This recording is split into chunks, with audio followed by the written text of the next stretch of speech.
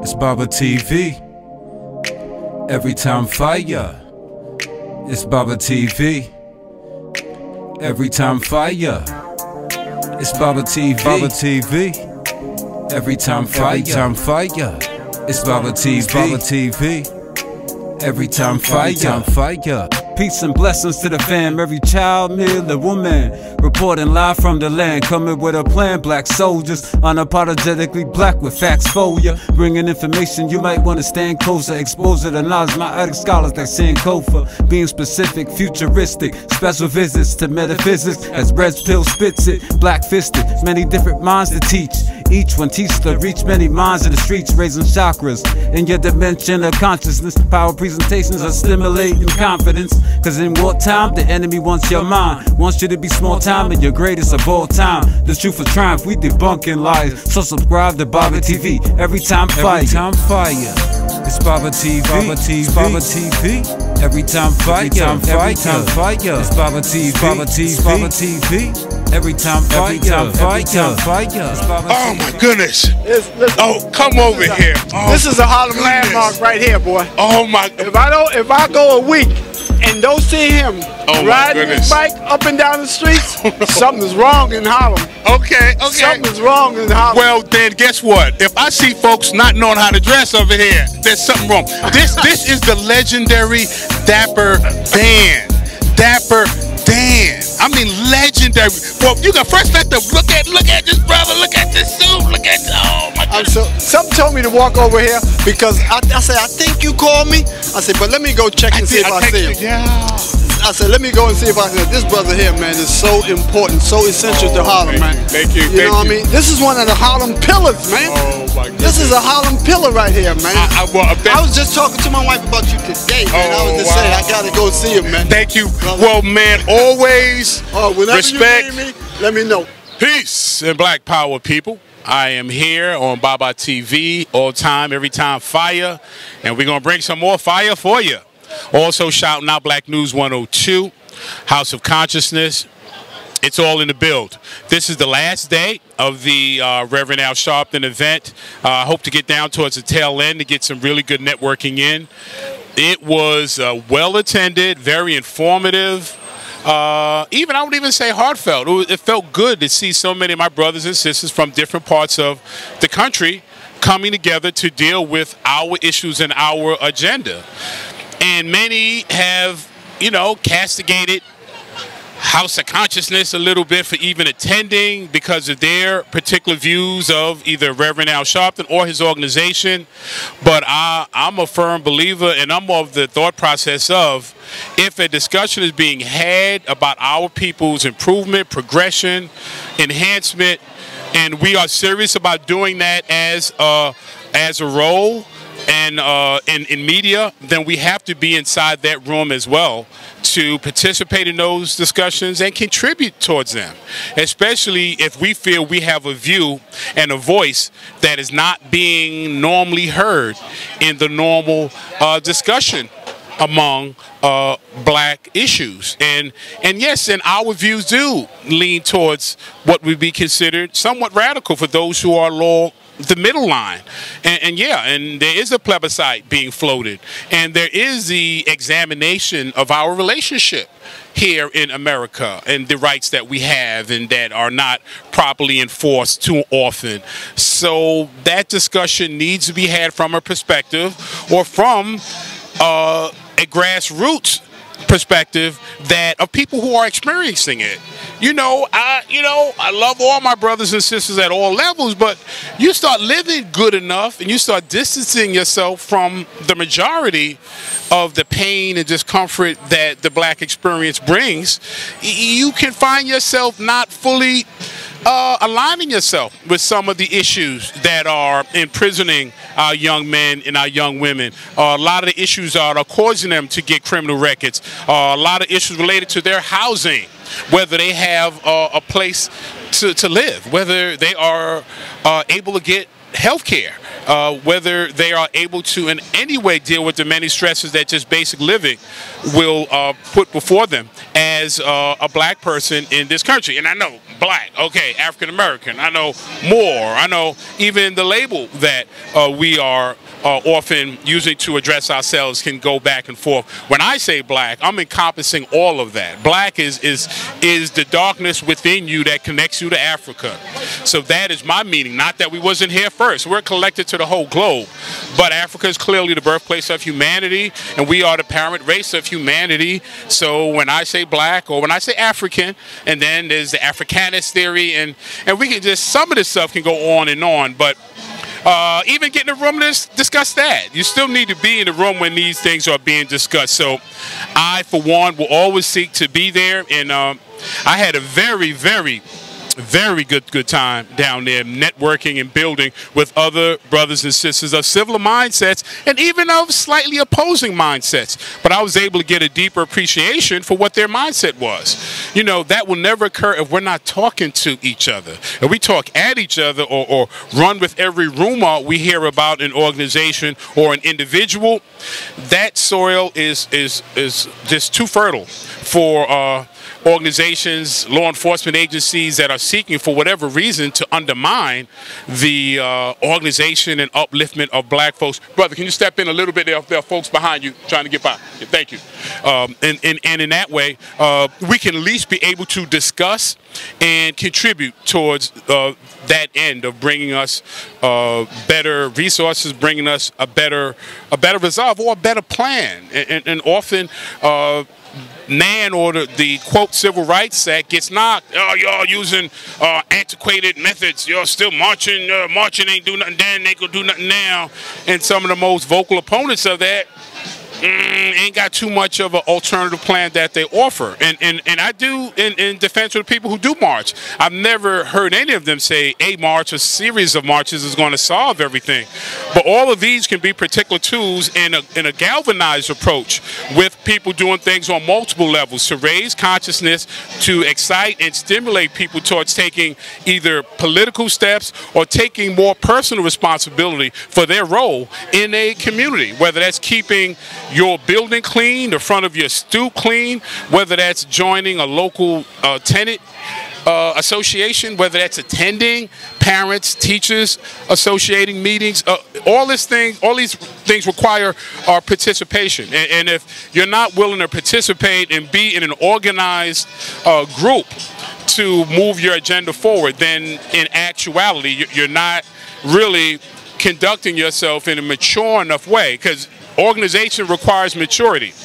And in maturity, there are things that you know, just like children, you know, a young child will blurt out anything they think because they haven't learned some of the nuances of manners. So anything they see, they feel they have a right to say. As the child gets a little older, they say, okay, you can see and observe a whole bunch, but you know what? You ain't got to comment about all of it.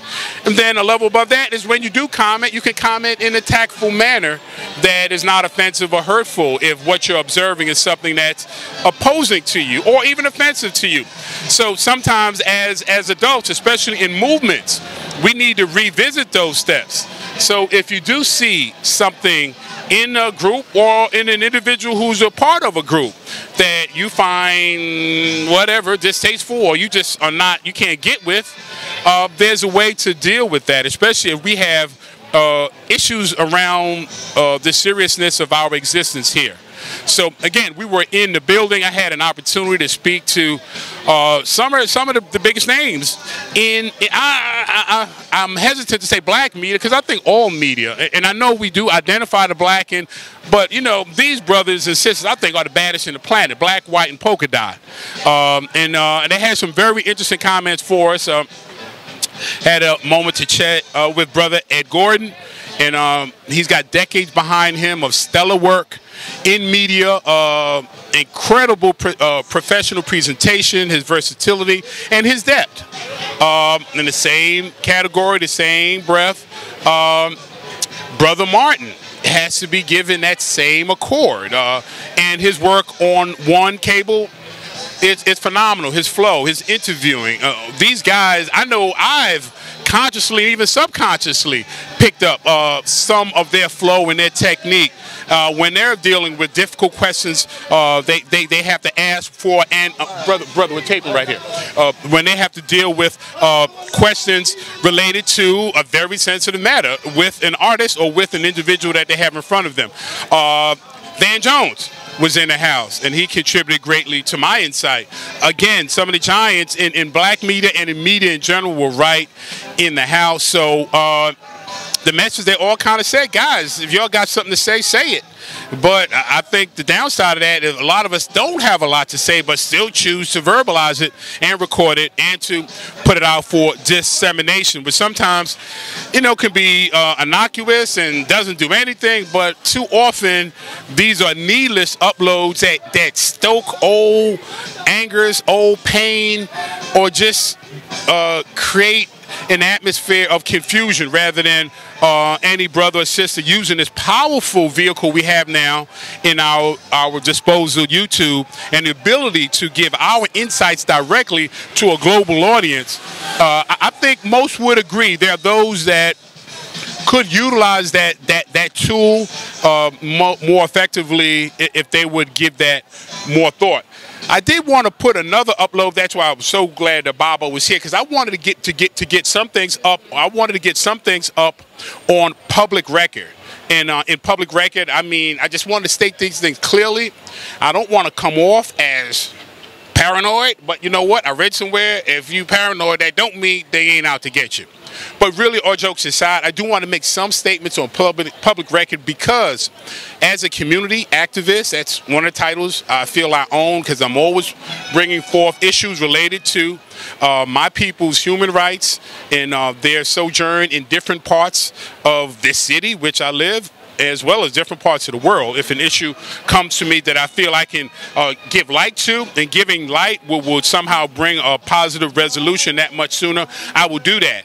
And so that puts me in situations where I am pushing the envelope, and it would be naive to think that we don't live in a society that if you agitate and annoy the wrong people long enough, or they feel your presence is enough of a nuisance, they have an array of options to reduce, nullify, eliminate that irritant. And I'm real about that, and I'm clear about that. And but you know, men and women has faced that and worse before me. That's the only thing that's given me any kind of insight and even the courage to come forward, because they laid the blueprint and let come what may. And I don't say that with no kind of bravado, but you know, the last few days has been interesting. So, with that said, I just want to get back to what is my public statement about some matters that are kind of personal, but I don't have a problem with making them public at this moment, just so it's to be known. I personally, Herman Smalls, I do not carry any kind of weapon, gun, knife of any size, so I have never carried a weapon publicly. I have had training in weapon with a brother, Shante. You all know that, and been very clear about the work I've done and the skill set I've learned. I do have a background in security, and most of you know, but the key point on the public record, I do not carry a weapon. So if I'm ever involved in any situation where there's a statement made that I had a weapon or that I went for a weapon, and that goes for my vehicle. I have no weapons in my vehicle either. So if I'm ever stopped and there's any situation related to weaponry, I have none, I own none. So some other source would have to be responsible for a weapon being around if that's ever the case.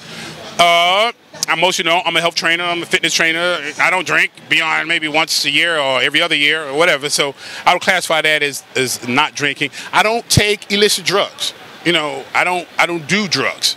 So I want that clear. But now, an asterisk. Cannabis and its medicinal purposes have been well documented. So I defend the right for anyone to ingest cannabis in a responsible way, especially when they're using it as a vehicle for a healing or for minimizing the symptoms of some conditions that cannabis is at the top of the list for nullifying. Also in situations where individuals are having trouble keeping weight or developing an appetite. Another major bonus that cannabis provides. So in that, as a health practitioner, cannabis is a medicinal I have explored. So to the next level, again, hoping none of this ever is a factor or an issue, but if there's ever any kind of toxicology that has to be done on me, the only thing that would ever be found in my system, and that just in minimal traces, would be cannabis. No other illicit drug, none. I take an array of supplements, so my, creatinine by potassium sub-levels might be a little higher than normal because I cycle a level of supplements throughout my system, but illicit drugs, none. So if anything ever related to that. And again, this is a little kind of macabre to even be speaking of, but the times that we are living in, and I know I've seen things occur and circumstances and questions arise. I have I don't want to put my net worth out there, but I'm not swimming in dough. I think most of y'all know that. So if there's ever someone trying to trace some outside source funding me and some money, no. Because, it ain't happening. So I'm not getting money from anywhere. Carry no weapons. And also, I think most of you have noticed, and this will be my last point on this, I don't want to meander this, but I'm a pretty level-headed guy. I have my passions. I will push the envelope, and I still think respectful and responsible ways. But yeah, I get close to that line. But I would never in any way put myself in a situation where I would conduct myself irrationally, engaging in any type of encounter with law enforcement. I'm saying all this towards law enforcement because I look at some of the dynamics that have occurred through history, recent and going back. And there's often these clouds of what was he doing? What would he do? Why did he? And so preemptively, and I'm hoping none of this stuff will ever even be an issue. And so I hope you all, if that's the case, just humor me. But that is on public record. I stand by. I state that everything I've stated related to those subjects in my personal behavior, in my personal conduct, is 100% accurate. And Bob, I really appreciate you giving me the opportunity to put that on live. So again, we're here on 125th Street, the Mecca. Today, the Apollo Theater, later today at 3 p.m. is going to be doing a, depending upon when this goes up, I'm saying today, we're Saturday now, they're honoring Cuba Gooding Sr. Cuba Gooding Sr. Most of you all in my age bracket, a little younger, early 50s, 40s, 30s, you're probably very familiar with Cuba Gooding Jr., an award-winning actor. I believe he has at least one Oscar, maybe more, but he's graced the big screen for decades. Peace, how you doing? Okay, and very successful actor, and his father was a phenomenal musician. So Harlem is going to be paying homage by honoring him and having his body lay in state while some of our notables speak of his accomplishments and his life. I'm not sure how long Baba wants this upload to be, but I just wanted to share those thoughts and also invite you to continue to be a part of the conversation. I read the threads. Constructive criticism has its place. Motivating assessments have their place. Just be a part of the conversation. Whatever you see we can do a little better, take a moment and share it. I think our whole team is about growth and improvement. I think a loving thing to do that we must do more with each other is, give constructive criticism to each other in a way that's healing and a way that's beneficial. So whenever you see an opportunity about an issue that possibly is repeating itself, and that may be leading to some of the disassociations that the House of Consciousness will experience from time to time, I think I want you to be just as vocal as I am about making sure we uphold a certain standard in our dealings with individuals, whether those dealings are related to us bringing individuals in to speak, to present, to debate, or bringing individuals in just to be recorded based on their knowledge base. I definitely want us to make sure we have a clear protocol in that instance, and also the way we communicate with each other. A lot of times it's not what's said, it's the way it's said and the emphasis behind it. And that's something that, I will struggle with from time to time too, trying to find the right words to honor and convey the feelings I have, but not make those words that push that brother or sister that much further away from getting what I'm ultimately trying to achieve. I share what I think and what I feel because I'm trying to either build or repair a bridge that we might have strained or stressed based on a misunderstanding of some sort. So I'm trying to change discord into realignment. So that's why I share. And I don't think, not that it can't be done, but it's not the best way to start that, coming out so rough, so raw with your brother to he automatically has to recoil before he even can start hearing anything you have to say. We all have, not we all, but enough of us have a touch of that warrior spirit. And if you feel you're being attacked, your natural instinct is to go into counterattack as opposed to just being settled and realizing you're dealing with a brother that's just trying to give a piece of information to you that will be a benefit for you. So once again, if you could be a voice along that line, I'll be a voice, and all the people that love our brother Sunday. Just, he's a brilliant brother. Look at what he's done. You talk about self-made. I think he's the epitome of self-made. He constructed all of this platform and the visionary aspects that it went to. So, you can't take that away. Did he do it perfectly? Does it conduct it perfectly? Perfection doesn't exist. But if you love your brother, you will contribute to him in a way, to all of us, him, Baba, myself, in a way that helps us grow. Because that's what our main interest is. So, again, we're on 125th Street, the Mecca of Harlem. Baba, Every Time Fire, Black News 102. We are straight social media grassroots.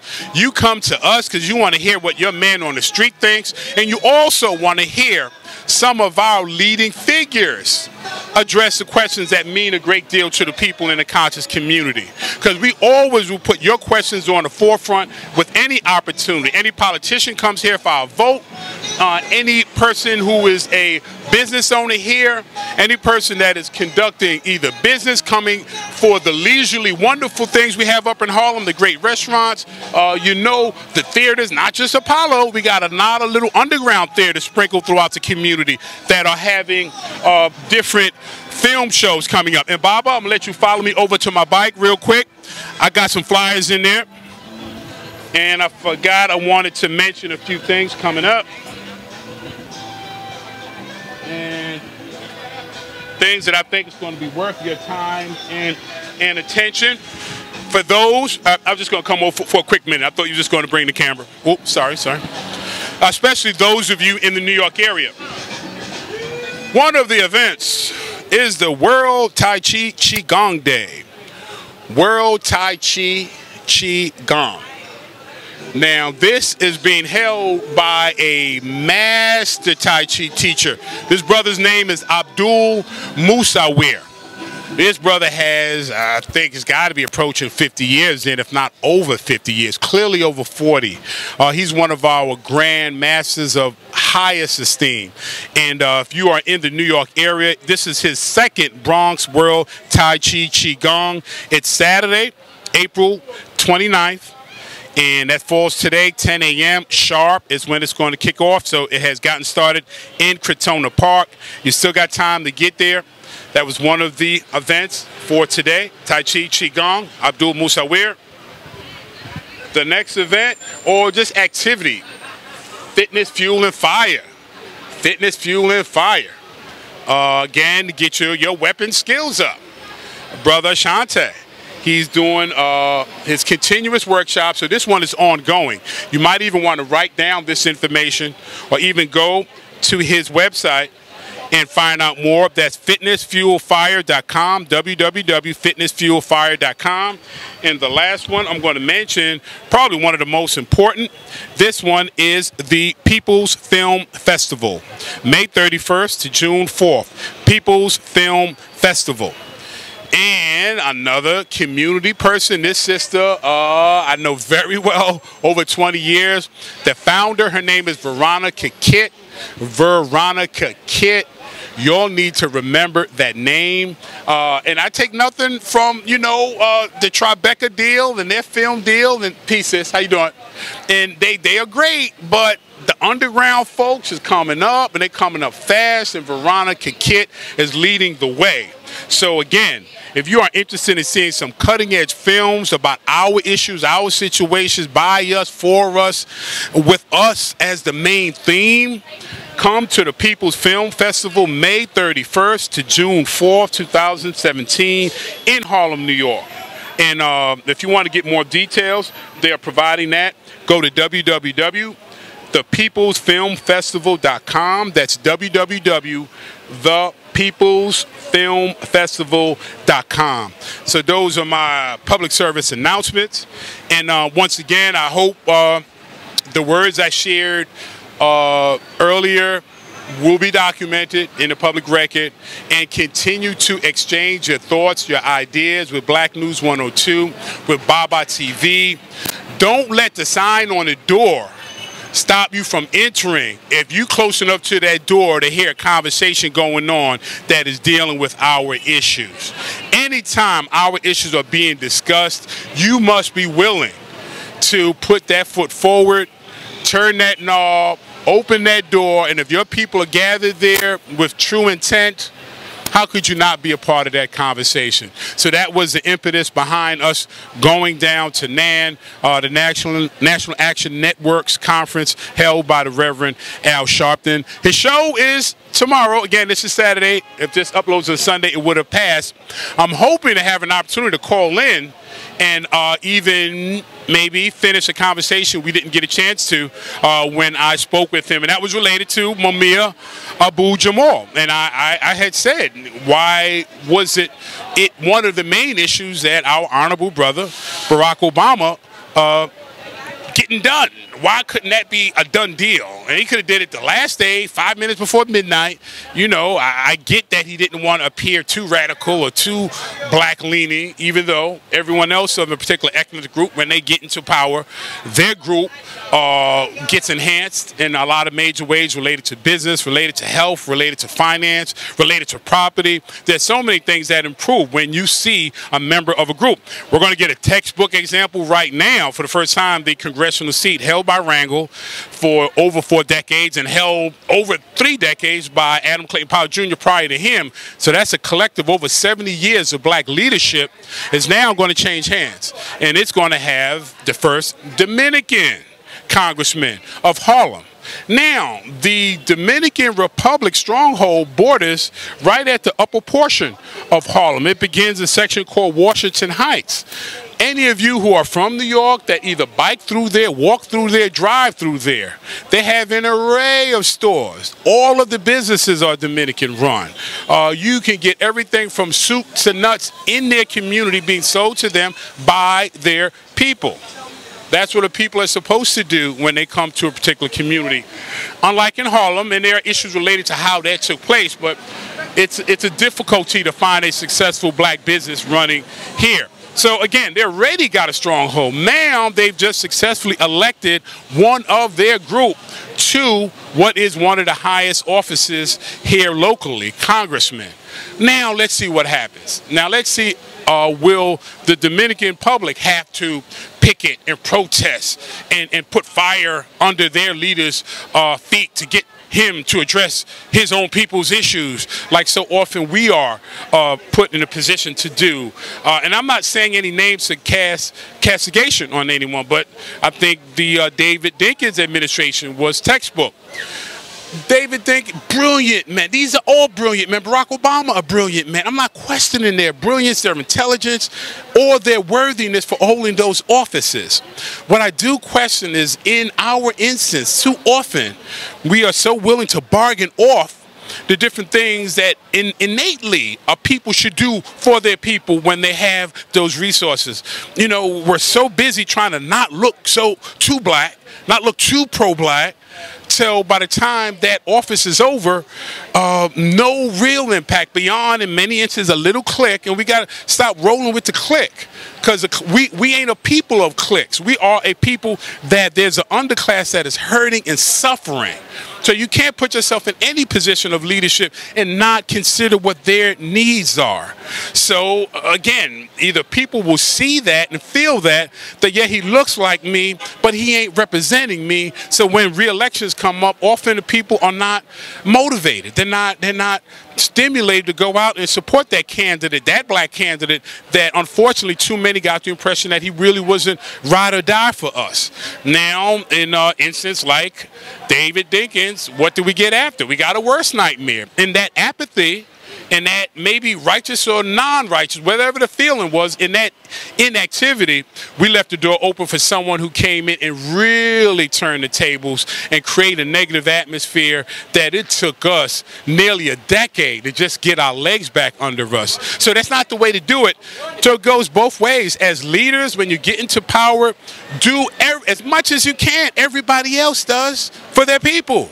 And then, yeah, you're leading everybody, but your people should have some really clear earmarked benefits that they've gotten from, one, supporting you, and two, just basic human nature. Who wouldn't understand, especially with the plight of our people being so dire in our unemployment and our young men hovering at 50%. The various addictions that brothers are getting a handle on, but those programs are still being cut. Housing, Section 8, it's been so redacted and modified, it's almost not even doing what some of the benefits it was intended, or it's such a strict guideline right now to be eligible to now 60–70% of the people who needed housing can't jump through the right hoops at the right times. More people down at Penn Station. You see them. If you're from New York, you know what I'm talking about. And I'm not talking about individuals. We got families of homeless, mother, father, 2 children, and often a newborn, sleeping and leaning up against the wall in a subway, as tens of thousands, no, I'm not exaggerating, tens of thousands, because that's how many commuters roll through New York on a daily, walking by a family that is struggling to eat and house themselves, and be okay with it. So there cannot be a leader that says they are truly leading the people and not be addressing those issues. So whenever possible, and we got somebody from Baba TV or House of Consciousness, Black News 102, we're in the building, these are the topics that are going to be addressed. We will always bring them to the forefront in a respectful manner, but it's going to be firm, because often it won't be long. Once they get a feel of where the question is going, a lot of times mics are snatched, cords are yanked. So often we get tagged as being a little too harsh because we come out so strong, but we know how we're often treated when we attend these family affairs, no matter who's giving them. And I can understand not wanting to have certain family issues spoken of at certain gatherings, but if you don't give your brother or sister an opportunity to ever get to the table, by the time they do get there, it's like you got kids, you don't ever take them nowhere. By the time you get them out, they ain't gonna act right. You know what I'm saying? I can't take you nowhere. Yeah, because you don't take me nowhere. So give us a chance to be a part of the conversation, and I'm sure we'll be able to come up with an exchange that will bring the support necessary for every legitimate leader. There are those who clearly see the Reverend Al Sharpton as one of our leaders. I mean, I rode with Sharpton over 20 years ago. I went up to one of the police officers' homes that assassinated Diallo. I saw Sharpton on the front line. When he got back from Puerto Rico after doing his stint there, I helped do his security with Brother Carl Redding. So I put myself between him and harm's way.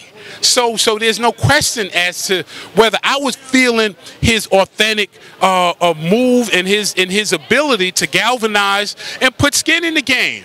You know, he took a dagger in the chest because he was on the front line raising consciousness.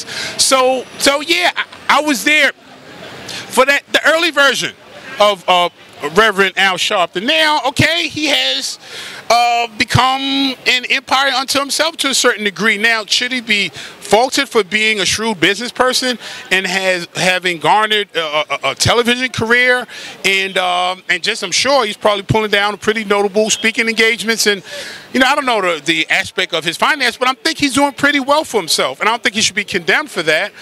But the positions he's taken related to other issues that some in the conscious community, the grassroots community, may want to get a little clarity on. So if the opportunity presents itself, I would love to be able to either interview our good brother Reverend Al Sharpton directly, or even one of his chief lieutenants, if his schedule doesn't permit for him to have a sit down.